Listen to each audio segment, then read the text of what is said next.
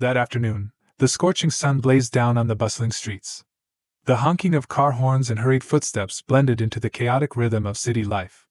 Leading a long motorcade, Donald Trump's Cadillac One glided through the crowded avenues, a symbol of authority passing under the curious gaze of bystanders. Inside the lead vehicle, Trump was attentively listening to a report from one of his advisors.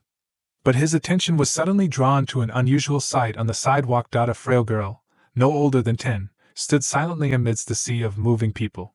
In her small hands was a tattered cardboard sign with hastily scrawled yet clear words. "Please help. My family desperately needs a miracle." Trump leaned toward the window, his brows furrowing slightly. The girl wore a faded gray hoodie, her tangled hair partially covering a dirt-smudged face. Her wide blue eyes were fixed on the passing vehicles, as though searching for a glimmer of hope in a cold, indifferent world. "Stop the car," Trump commanded, his voice firm yet calm. The motorcade screeched to a halt, causing the trailing vehicles to jolt slightly. Inside the car, advisors and security personnel exchanged puzzled glances, startled by the abrupt order. "Sir, this area isn't safe.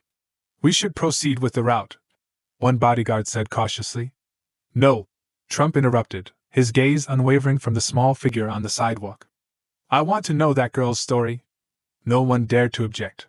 Trump opened the car door and stepped out, immediately drawing the curious attention of the crowd. A few people recognized him and quickly pulled out their phones to record. The air seemed to still as he approached the little girl, crouching slightly to meet her gaze. Trump softened his expression.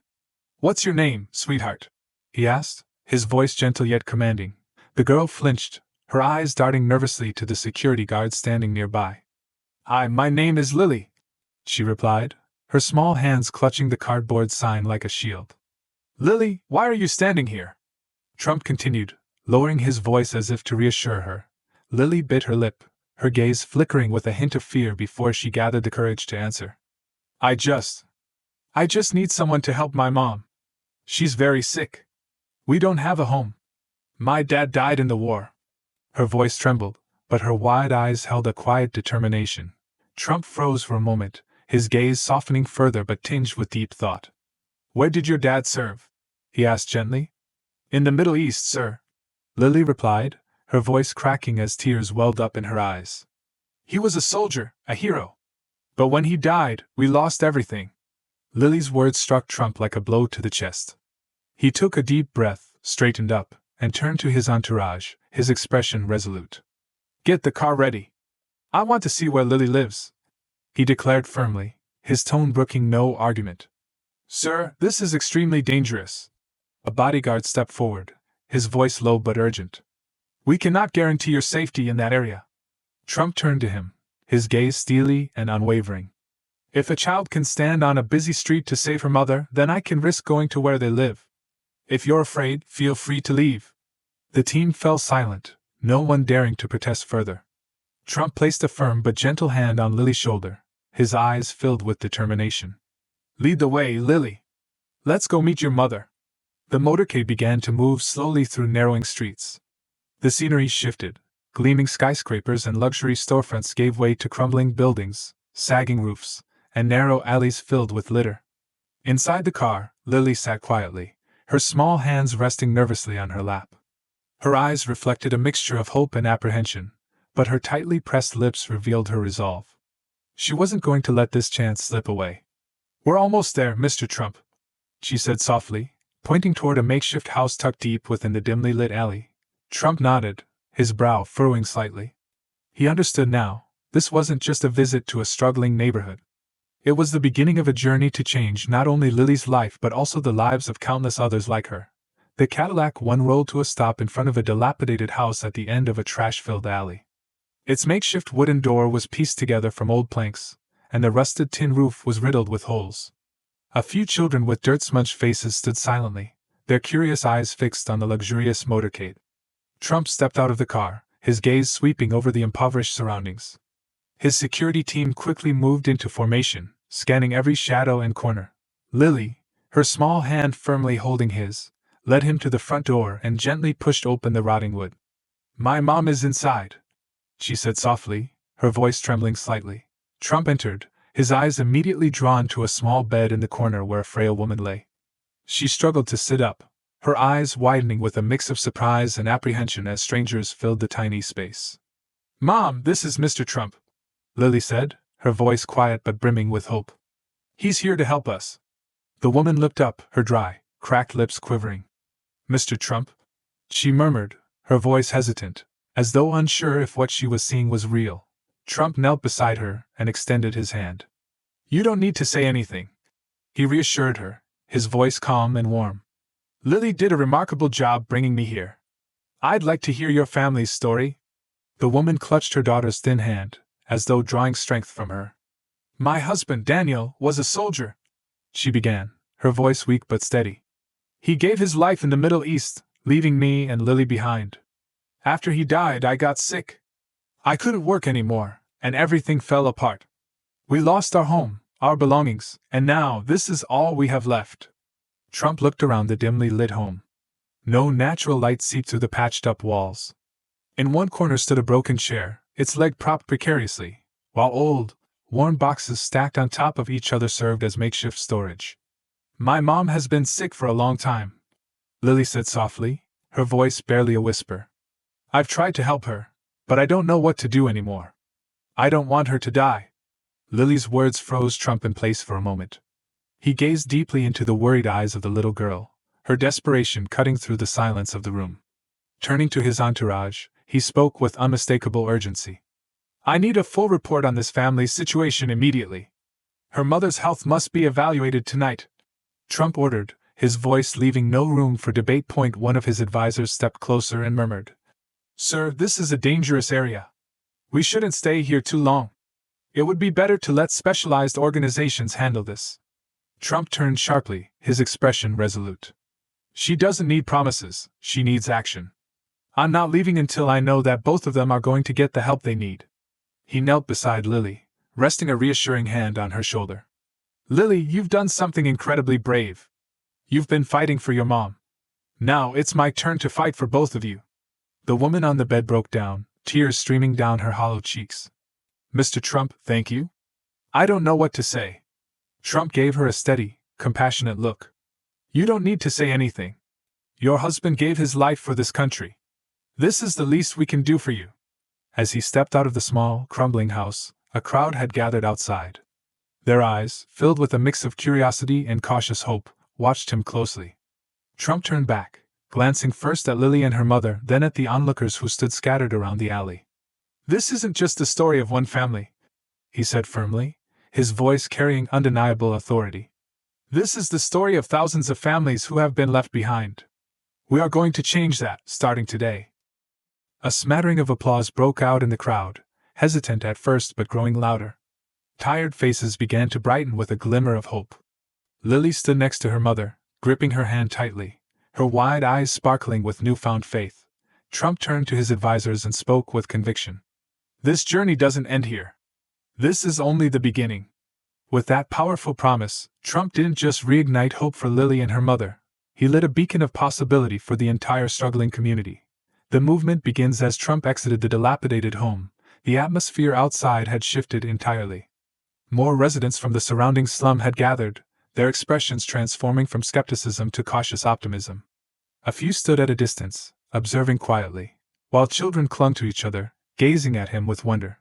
Trump stood silently for a moment, his eyes scanning the impoverished surroundings, the crumbling homes, alleys strewn with trash, and faces etched with weariness and despair. An advisor approached, his tone urgent. "Sir, we need to leave immediately. This area is unsafe, and your presence is drawing too much attention. If anything happens, we won't be able to respond in time." Trump turned to him, his gaze sharp and unyielding.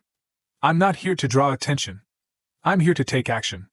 "Sir, you can act from your office," the advisor pressed, his voice insistent. "You can issue directives, and we'll have support teams come in to handle this." Trump shook his head, cutting him off. "If I leave now, it sends one message, that I'm unwilling to face the reality of what's happening here. And don't forget, I'm not doing this for convenience." Another security agent approached, speaking in a hushed tone. "Sir, there's a group of young men gathering at the end of the alley. We don't know their intentions, but the situation could become dangerous." Trump glanced toward the alley where a small group of people stood, their expressions unreadable. He exhaled deeply, then turned back to his team. Do your job and protect the area. But I won't leave just because of fear. He knelt beside Lily, gently placing a reassuring hand on her shoulder. Lead me to your neighbors, Lily. I need to understand more about what's happening here. Lily hesitated for a moment, then nodded. I'll show you, she said softly. Trump, Lily, and a few security guards moved cautiously through the narrow alley. Eyes from doorways and windows followed them wearily, curiosity mingling with disbelief. A middle-aged man, his face weathered and worn, stood near the doorway of a dilapidated house.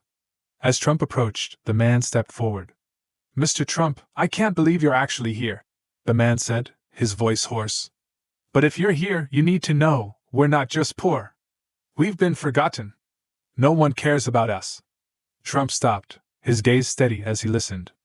The man continued, his voice tinged with both frustration and despair. Most of us here are families of people who served this country. But no one sees the pain we've been left with after they're gone. My son had to drop out of school. We survive on whatever scraps we can pull together, but it's never enough. Trump glanced around at the crumbling homes and weary faces. Turning to one of his advisors, his voice cut through the silence like steel. I want a full report on every family here, their needs, their struggles, and I want it on my desk by tomorrow morning. Sir, the advisor began cautiously. We could coordinate this effort with local agencies. Trump interrupted, his tone firm and unyielding. They've waited long enough. We're not going to delay any further. If Lily can stand on a busy street corner asking for help, then we have no excuse not to act immediately. As Trump returned to the front of Lily's house, the crowd outside had grown significantly. He stepped onto the worn, creaking steps, turning to face the sea of weary faces now watching him intently. No family, especially the family of someone who sacrificed everything for this country, should have to live like this, Trump declared, his voice ringing out through the hushed alley. You've been forgotten, but that ends today. I promise you, I will not only help Lily and her mother, but I will help every single one of you. Together, we will change this. A few scattered claps broke the silence, gradually swelling into louder applause. Tears glistened in the eyes of some in the crowd, and for the first time in years, a spark of hope lit up their faces. Trump turned back to Lily, kneeling slightly as he gently took her hand. In a soft but resolute tone he said, Thank you for having the courage to speak up. You didn't just help your mother, you've helped this entire community. I promise you, I won't let you down. As Trump climbed into the Cadillac One, he paused before closing the door, turning to his lead security officer. From this moment on, this is my top priority. I want every resource mobilized immediately. And remember, I will personally oversee every step of this initiative. The motorcade began to move slowly, rolling out of the slum. Behind it, the crowd remained, their eyes following the figure of the man who had just ignited a flame of hope in their community. But for Trump, this was far from the end. It was the beginning of a much greater mission. A nationwide movement within weeks. Lily's story and Trump's actions had spread across the United States like wildfire. A video capturing the moment Trump stopped his motorcade to speak with the young girl became a viral sensation on social media. The image of him holding Lily's hand as they entered the slum, undeterred by potential danger, deeply moved people from all walks of life. On Twitter, the hashtag #HopeForHeroes trended nationwide. Thousands of people shared Lily's story, along with their own accounts of sacrifice and the hardships faced by veteran families across the country. One standout comment read, Lily isn't just a little girl, she's become a symbol for all the forgotten families. We can't turn our backs on them anymore. But the movement didn't stop with Lily's story. The Hope for Heroes initiative, launched by Trump, quickly evolved into a nationwide campaign. Corporate support, major companies like Amazon, Walmart, and Apple announced multi-million-dollar donations to support the fund. Charity collaborations, leading nonprofit organizations across America partnered to roll out tangible support programs for veteran families in need. Individual contributions. A teacher in Texas donated her entire bonus to assist a veteran family struggling to make ends meet. The movement, fueled by Lily's courage and Trump's determination, had become a beacon of hope for thousands of families who had been overlooked for far too long. Student initiatives. Students at a high school in California organized a drive to collect school supplies for the children of veteran families. Community Heroes. A veteran in Ohio volunteered to repair homes for struggling families in his neighborhood. Volunteer voices. Lily's story inspired me, one volunteer shared on a television interview. I want to do my part, no matter how small, to make a difference. Lily and her mother quickly became the focus of national attention. They were invited to appear on major television programs to share their story and express gratitude to those who offered help. In one emotional interview, Lily's mother reflected, "I used to believe we'd never have a chance at a normal life. But now I see hope, not just for me and my daughter, but for so many other families like ours." To mark the progress of the movement, Trump hosted a special event at the White House to honor veteran families and recognize the organizations and individuals who had contributed to the Hope for Heroes campaign. This event symbolized not just a moment of celebration, but a commitment to a brighter future for families across the nation. In his address to hundreds of attendees, Trump spoke with conviction. "Lily is a courageous little girl, and her story has changed the way we view our responsibility to those who have sacrificed for this country. Today, we honor the families of veterans, but more importantly, we commit to ensuring that they will never have to suffer in silence again." Trump called for continued community support. "Each of us can do something, no matter how small, to help those in need. Together, let's build an America where no one is forgotten." During the event, Lily and her mother were invited to the stage. In a simple white dress, Lily hesitated for a moment before speaking. Her voice was small but filled with conviction. "I never thought a small cardboard sign could change anything. I just wanted to save my mom. But now I see that when we have the courage to stand up, we can change the whole world. Thank you, Mr. Trump, and thank you to everyone who helped my family and so many others." The audience erupted into thunderous applause, the sound echoing through the hall. Many in the crowd wiped away tears, deeply moved by the sincerity and bravery of the young girl. The Hope for Heroes movement continued to expand, reaching beyond veteran families to provide support for other underserved communities. States across the country began implementing practical assistance programs modeled after the initiative. A television commentator remarked, "For the first time in years, we're witnessing real unity. Hope for Heroes is more than just a movement, it's a revival of social responsibility and compassion." The movement didn't just give Lily and her mother a new life, it brought hope to thousands of families across America. Yet Trump understood that the journey was far from over.